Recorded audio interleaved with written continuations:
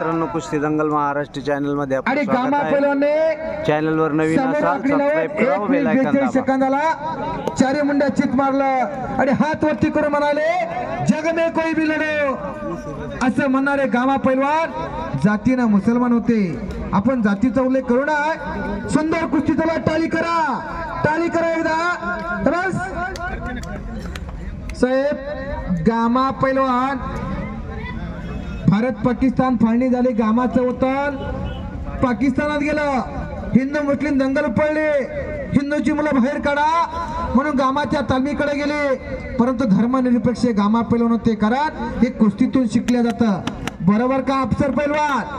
कारण गामा पैलवान पुढे उभे राहिले आणि म्हणाले अगोदर माझ्या देहाची खांडोळी करा, मग हिंदूंच्या मुलांना बाहेर काढा.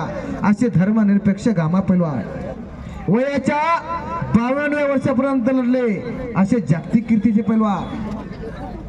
गामा पैलवानचा छोटा बंधू राजेशी शाहूराजांच्या कोल्हापूर संस्थानाचा मांडलिक बनला होता. राजेसाहेब,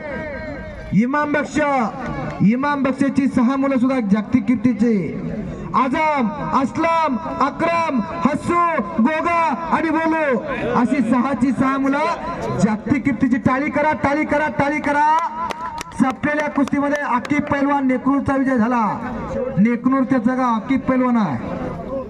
कन्नडच्या दीपक शिंदे बरोबर लढला.